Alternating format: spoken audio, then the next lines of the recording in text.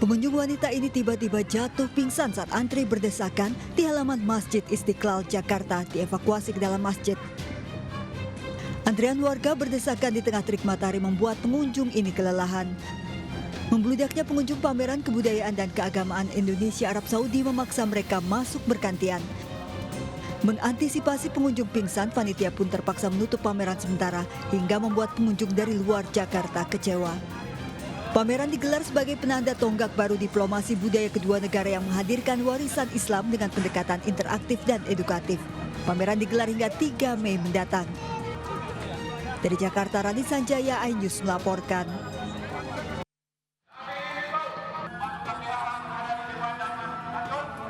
Eksekusi lahan di Jalan Petarani, Kota Makassar dilakukan Pengadilan Negeri Makassar pagi tadi berlangsung ricuh.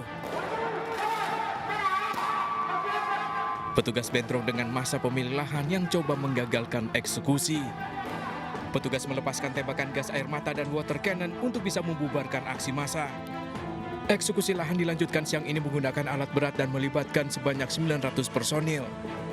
Sengketa lahan 4.000 meter persegi ini terjadi sejak tahun 1996 lalu, kini dijadikan showroom mobil. Tergugat menyebut sengketa salah alamat. Dari Makassar, Sulawesi Selatan, tim kontributor melaporkan. Ratusan paket sembako dan stempel palsu ditemukan saat polisi menggeledah rumah milik SN di Jalan Pulau Jahe, Jatinegara, Jakarta Timur. Polisi melanjutkan penggeledahan di rumah kakak kandung dan kakak ipar SN di kawasan Rawatrate, Cakung. Hasilnya kembali didapati puluhan paket sembako dan ratusan lembar voucher sembako gratis palsu. Aksi pemalsuan voucher sembako gratis terbongkar setelah ada laporan dari pihak Koperasi Karyawan Rumah Sakit Islam yang curiga dengan penukaran voucher sembako gratis dalam jumlah besar. Akibat aksi pelaku yang terjadi sejak November 2024 lalu, pihak rumah sakit rugi hingga puluhan juta rupiah. Dari Jakarta, Rani Sanjaya melaporkan. Halo pemirsa, saya Wiki Adrian, inilah seputar iNews Siang. Pemirsa, rombongan Komnas HAM Papua ditembak kelompok kriminal bersenjata saat pencarian Ibtu Tommy Marbun. Pasukan Brimob melakukan pengamanan hingga rombongan akhirnya berhasil dievakuasi.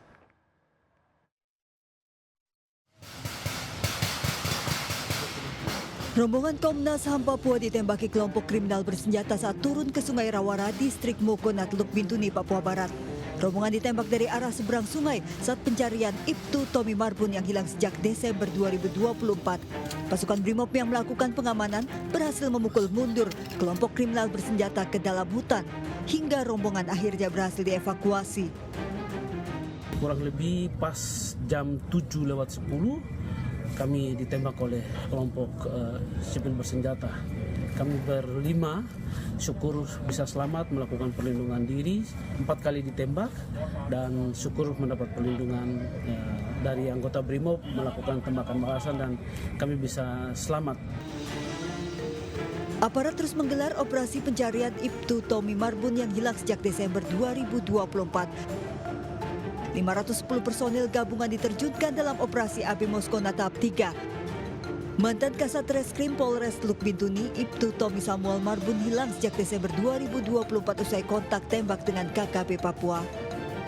Dari Teluk Bintuni, Papua Barat, Chandri Suripati, iNews melaporkan. Ya, saat Gubernur Deddy Mulyadi sibuk menjawab polemik wisuda, sejumlah kota di Jawa Barat menghadapi persoalan serius, yaitu adalah darurat sampah. Di Depok dan Cimahi, TPS dan TPA semakin overload, memicu tumpukan sampah di sepanjang jalan raya. Sembarangan di lingkungan orang, Pak.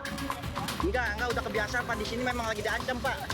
Seorang warga kepergok hendak membuang 2 kantong sampah di pinggir jalan Kota Depok, Jawa Barat.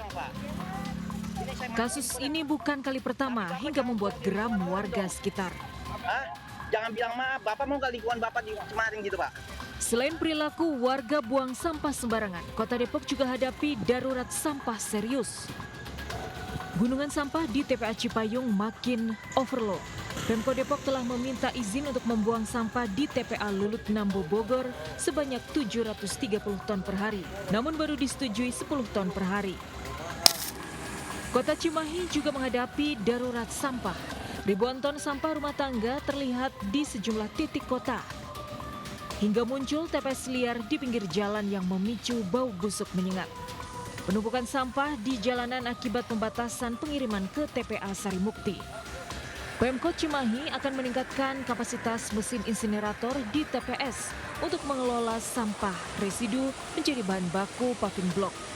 Dari Depok dan Cimahi, Jawa Barat, Tim Liputan iNews melaporkan. Pemirsa, Bupati Indramayu siap menjalani sanksi administrasi 3 bulan magang di Kemendagri. Sanksi dijatuhkan buntut dari liburan tanpa izin ke Jepang Lebaran lalu. Buntut liburan ke Jepang tanpa izin, Bupati Indramayu dijatuhi sanksi administrasi oleh Kemendagri. Sanksinya, Bupati artis itu harus mengikuti pendalaman materi di Kemendagri selama 3 bulan. Magang di Kemendagri tersebut akan dimulai 6 Mei mendatang. Mendagri Bima Arya menyatakan sanksi administrasi diberikan setelah Luki Hakim menjalani beberapa pemeriksaan di Kemendagri. Materi yang diberikan ke Luki diantaranya soal tata kelola pemerintahan, diberikan oleh sejumlah dirjen Kemendagri. Atas sanksi tersebut, Luki mengaku siap menjalani sepenuhnya. Selain sanksi administratif, Luki Hakim juga diminta untuk datang dari Indramayu ke Jakarta menggunakan kereta. Pada tanggung jawab yang harus saya laksanakan, mendapatkan sanksi administratif ya, gitu. Harus pendalaman materi, ibaratnya bukan sekolah lagi, tapi wajib lapor lah kan itu kalau bahasa itu. Tapi ada nanti saya itu harus belajar lagi tentang ilmu pemerintahan dan lain-lain dengan di 12 sesi di Kemendagri, kalau nggak salah itu hari Selasa. Pemirsa, ngeri, pagar besi penyangga dicuri, jembatan penyeberangan orang JPO Tipar Cakung Jakarta Timur ditutup. Berikut laporan Dilami Aulia.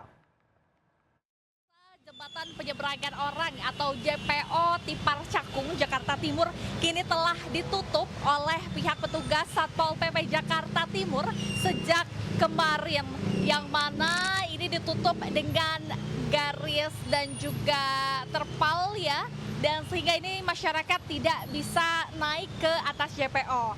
Hal ini merupakan buntut kasus akibat viralnya JPO Jembatan Penyeberangan Orang Tipar Cakung ini yang viral di media sosial dikarenakan kondisi dari jembatannya yang kotor, rusak, dan membahayakan dari masyarakat. Dikarenakan memang tidak ada penyangga besi ataupun pagar begitu ya untuk masyarakat, sehingga dinilai membahayakan. Akhirnya pihak dari petugas menutup JPO ini, dan sebagai solusinya begitu ya, masyarakat yang memang ingin menyeberang haruslah menyeberang di bawah JPO, menunggu lalu lalang mobil lewat. Dan kedepannya ini pihak dari petugas Satpol PP dan juga gabungan tentunya ini akan berkoordinasi dengan pihak terkait dalam penanganan JPO Cakung ini. Dari Jakarta, Dilami Aulia, James Jasin iNews melaporkan.